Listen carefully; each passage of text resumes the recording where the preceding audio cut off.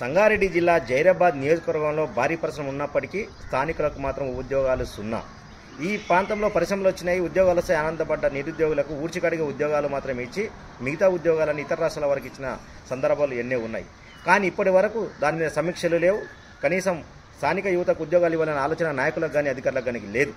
అయినా మరోమారు 15 సంవత్సరాల కిందట భారీ పరిశ్రమ శాఖ మంత్రి జై గీతారెడ్డి గారు ఉన్నప్పుడు ఇండస్ట్రియల్ పార్క్ కోసం బూచలి గ్రామ శివార్లో భూసేకరణ చేపట్టి స్థానికులకు అందరికీ ఉద్యోగాలు ఇస్తామని చెప్పారు. ఆ మాట ప్రకారం ఉద్యోగాలు వస్తాయని విలువైన భూములను, జాతీయ రహదారి పక్కనటువంటి విలువైన భూములను సైతం ఇచ్చేసి వాళ్ళు ఉద్యోగాలు వస్తాయని ఆశతో ఎదురు చూస్తే నేటికి ఒక్కరికి కూడా ఉద్యోగాలు ఇచ్చిన దాఖలాలు లేవు. అటువంటి మోసపూరితమైన మాటలతోని భూసేకరణ చేసి ఈ ప్రాంత ప్రజలకు తీరని అన్యాయం చేస్తున్న అధికారులు కానీ నాయకులు కానీ ఒక్కరు నోరు విలిపి మాట్లాడరు. ఇది ఇలా ఉండగా కనీసం ఒక్క ఉద్యోగం ఇచ్చిన దాఖలాలు లేవు. మహేంద్ర అండ్ మహేంద్ర భారీ పరిశ్రమ వచ్చినప్పటికీ ఉద్యోగాల ఆశతో ఉన్నటువంటి ఈ ప్రాంత ప్రజలకు బీటెక్ చదవడమే పాపంగా మారింది. వారికి బీటెక్ చదివిన తర్వాత ఉద్యోగం ఎక్కడ అడుగుతారని చెప్పేసి స్థానికులు ఉంటే చాలు ఉద్యోగం ఇచ్చే పరిస్థితులు ఈ యాజమాన్యాలు లేవు. మరి ప్రశ్నిస్తున్నారా నాయకులు అంటే వాళ్ళు ప్రశ్నించే దాఖలాలు లేవు. ఎందుకంటే అధికారులు నాయకులు ఆ సిఎస్ఆర్ ఫండ్స్ కట్టే ట్యాక్స్ల మీద ఉన్న శ్రద్ధ ఇక్కడ ఉన్నటువంటి నిరుద్యోగుల మీద లేదు. ఈ ప్రాంత నిరుద్యోగులకు ఇంత తీరని అన్యాయం జరుగుతున్నా ఒక్క నాయకుడు నోరు మెరపడేందుకో సిఎస్ఆర్ ఫండ్స్ కోసం, వాళ్ళు ఇచ్చే ఎన్నికల తాయిలాల కోసం, వారు కట్టే ట్యాక్సుల కోసం మీ నోర్లు మూగబోయాయా? మీరు నోరు మూసుకొని ఈ ప్రాంత నిరుద్యోగులకు తీరని అన్యాయం చేస్తున్నారు. ఆలోచన చేసుకోమని చెప్పి నాయకులను ప్రశ్నిస్తున్నాం. ఏది ఏమైనప్పటికీ భూషణల్లి గ్రామ శివార్లో జాతీయ రహదారి పక్కన విలువైన భూమిని సేకరించి ఆ యొక్క భూమిలో కోల్పోయిన కుటుంబాలకు ఉద్యోగాలు ఇస్తామని మాట తప్పి అధికారులకు దరఖాస్తులు పెట్టి దండం పెట్టుకున్న ఒక్క ఉద్యోగం ఇచ్చిన దాఖలాలు లేరు. ఇప్పటి వరకు ఒక్క పర్మనెంట్ ఉద్యోగాన్ని కల్పించిన దాఖలాలు లేరంటే ఈ ప్రాంతానికి మోసం చేసినట్టు కాదా?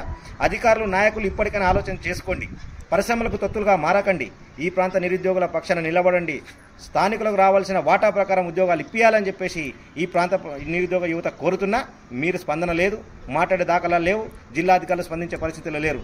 భారీ పరిశ్రమలను గొప్పలు చెప్పుకోవడం తప్ప ఈ ప్రాంతానికి ఒరిగింది ఏమిటి? భూములు కోల్పోవడం, అస్తిత్వాన్ని కోల్పోవడం, కూలీలుగా మారడం, ఊడ్చికడిగే ఉద్యోగాలు చేసుకోవడమే ఈ ప్రాంత ప్రజలు చేసుకోవాలనా? నైపుణ్యత పొందినటువంటి ఉద్యోగాలు కానీ, మరి శిక్షణ పొందినటువంటి ఉద్యోగాలు కానీ ఎందుకు దక్కవు? ఇది ఇంత మోసం జరుగుతున్నప్పటికీ మహేంద్ర అండ్ మహేంద్ర ట్రాక్టర్ ప్లాంట్లో రాష్ట్ర ముఖ్యమంత్రి హోదాలో కల్వకుంట్ల చంద్రశేఖరరావు సైతం ఉద్యోగస్తులు స్థానికులకు 80% ఉద్యోగాలు ఇవ్వాలని ముఖ్యమంత్రి హోదాలో ఆదేశించిన అమలు కాదెందుకో? మరి ఇప్పటి వరకు ఉద్యోగాలు ఇచ్చిన దాఖలాలు లేకుండా ఈ ప్రాంతంలో ఉన్నటువంటి నిరుద్యోగులను 300 మందిని రోడ్డున పడేసి ఇతర మహారాష్ట్ర నుంచి ఉద్యోగులను తీసుకొచ్చి పని చేసుకుంటున్నారంటే ఈ ప్రాంతానికి తీరని అన్యాయం చేసిన వాళ్ళు కారా? మరి యజమానులకు తొత్తులుగా ఎందుకు మారుతున్నారు ఈ నాయకులు? ఎందుకు మీ నోర్లు పెకలడం లేదు? ఆలోచన చేసుకోవాల్సిన అవసరం ఎంతైనా ఉంది. జైరాబాద్ యువకులారా, నిరుద్యోగులారా ఆలోచన చేసుకోండి. ఎన్నికలప్పుడు మాయమాటలు చెప్పి ఓటేసుకొని గెలిచిన నాయకులు మన పక్షాన మాట్లాడుకుంటా వాళ్ళ నోరును మూగబోచి ఆ యొక్క పరిశ్రమకు తొత్తులుగా మారడం మనకు తీరని అన్యాయం చేసిన వాళ్ళే అవుతారు. ఇది ఇలా ఉండగా జైరాబాద్ నియోజకవర్గంలో నేషనల్ మ్యానుఫ్యాక్చరింగ్ జోను పేరున జరాసంగం నేల్కల్ మండల గ్రామ శివార్లో భూసేకరణ చేపట్టి పరిశ్రమలు వస్తే స్థానికులకు ఉద్యోగాలు ఇస్తాయని నాయకులు అధికారులు చెప్తున్నారు. నమ్మవచ్చునా? వీరు నిజంగా ఉద్యోగాలు ఇప్పిస్తారా? ఇప్పించే సత్తా ఈ నాయకులకు ఉందా? మరి ఉంటే ఇప్పుడున్నటువంటి పరిశ్రమలో స్థానికులకు దక్కాల్సిన ఉద్యోగాలు అన్యాయం జరుగుతుంది ఎందుకు మాట్లాడడం లేదు? స్థానిక పరిశ్రమలలో స్థానికులకు జరుగుతున్న అన్యాయం మీద సమీక్ష చేసి ఆ యొక్క నిరుద్యోగులకు ఉద్యోగాలు ఇప్పించలేని నాయకులు ఇప్పుడు నియమితులు ఉద్యోగాలు ఇస్తారంటే నమ్మాలేనా?